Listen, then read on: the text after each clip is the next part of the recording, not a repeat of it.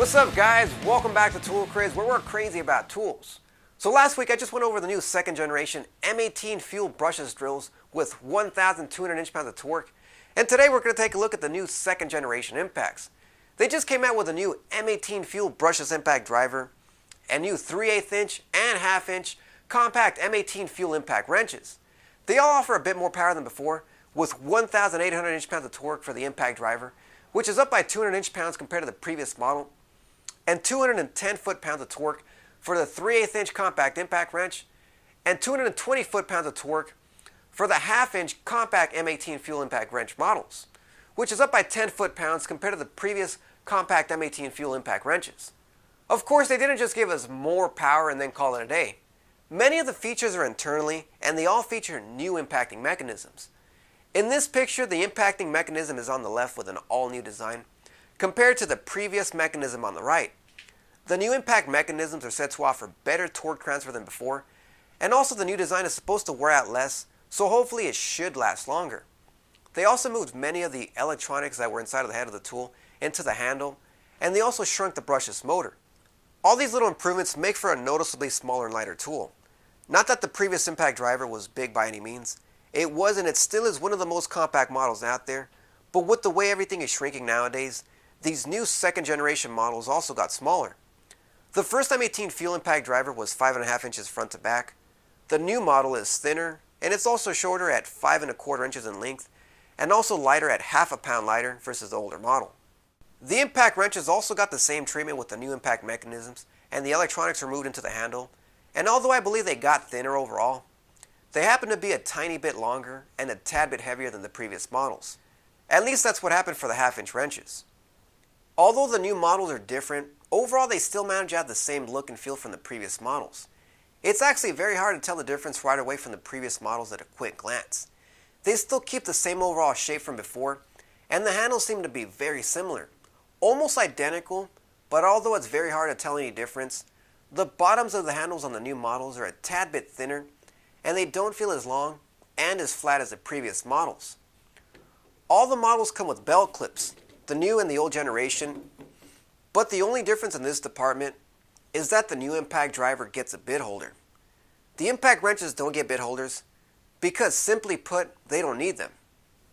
All of the first generation brushless impacts, including the impact wrenches, all featured 3 speeds, but now these new second generation models now offer 4 modes. Technically, you're still getting 3 speeds, high, medium, and low, but you're also getting a totally new 4th mode. On the impact driver, the new 4th mode is a self-tapping screw mode, specifically designed for driving self-tapping screws.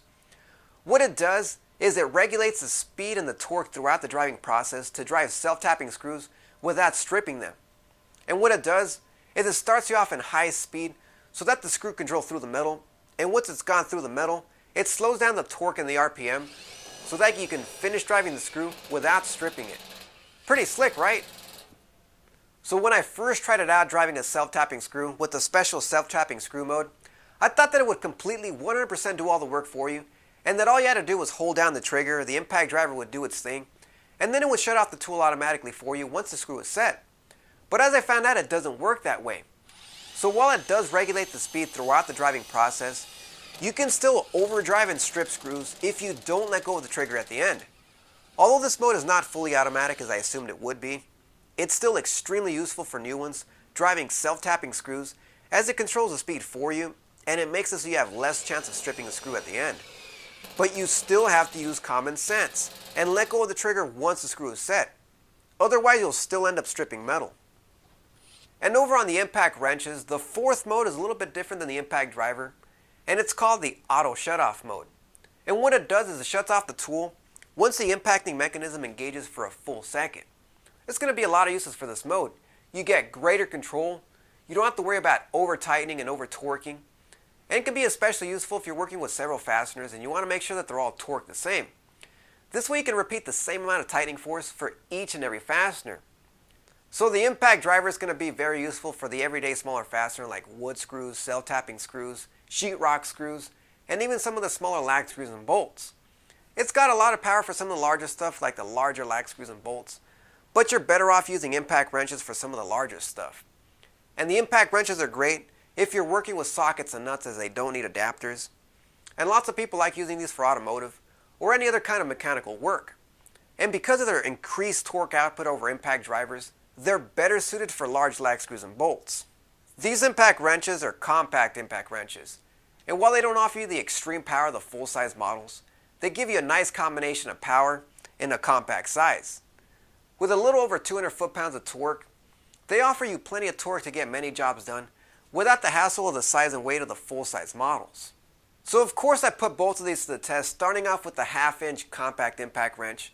And even though I'm not a mechanic and I can't give you a mechanic's perspective on its performance, with that being said, I tried it out on my vehicle's lug nuts and it took them off in very little time.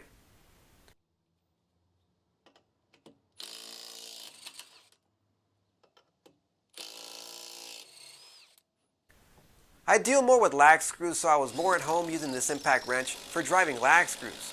If I'm going to be installing quite a bit of lag screws, I'll choose an impact wrench over an impact driver any day of the week because of the increased torque and performance, making these better suited for installing these larger fasteners. And just for kicks, here we have it driving some larger lag screws so you can see how it performs.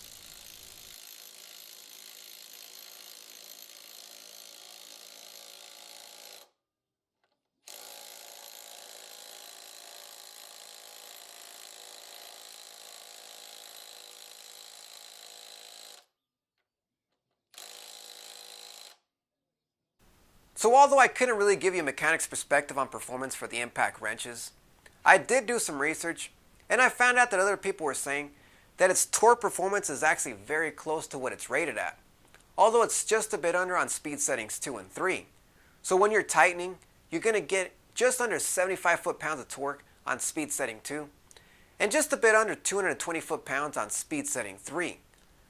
But you should have no problem removing bolts at its full rated torque. And this is based on what other people were saying. As for the different models of compact impact wrenches, the one that I have is a half-inch model with a friction ring.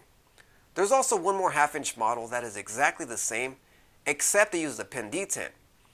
The difference between the friction ring and the pin detent models is that the sockets slide on and off very easily on the friction ring model, while sockets aren't going anywhere on the pin detent model once installed. It's going to be more of an effort on the pin detent model to install and remove sockets, but this is going to be extremely useful if you're going to be working overhead and you don't want to accidentally drop sockets, or if you're going to be working with the same socket over and over and you don't need for it to come off. If you're going to be changing sockets frequently, you're better off going with the friction ring.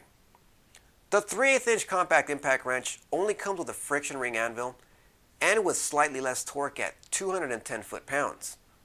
And as for the impact driver, just like the previous M18 Fuel model, it offers top-notch performance. And what I did in testing was I put it head-to-head with the previous generation model so that we can see the difference in performance between the first generation and the second generation impact drivers. So let's take a look at the difference in performance between the two.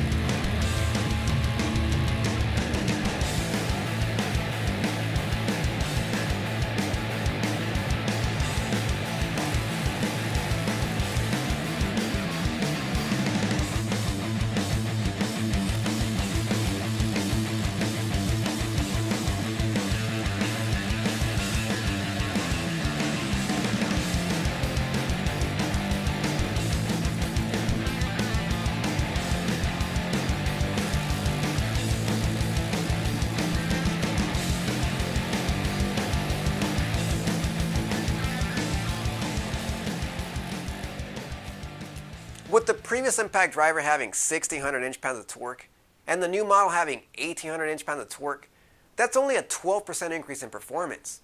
And one thing we can see between the side-by-side test is that the performance was very close between the two models. You're not going to notice much of a difference in the real world unless you put the two side by side, but the difference is there. And in all the tests, there was a slight increase in performance with the new model, except when it came to drilling, where you could easily notice a jump in performance between the new model and the old model. So you're still getting top-notch performance. And if you already own the previous M18 Fuel impact driver, you don't need to upgrade unless you'd rather have a smaller, lighter tool with that extra self-tapping screw mode, which is pretty slick, and a slight increase in performance. So I hope you guys enjoyed this review. Make sure to like this video, subscribe, follow me on social media, and over at the web at toolcraze.net for more tool reviews, tool news, and tool deals. So thanks for watching, and I'll see you guys next time.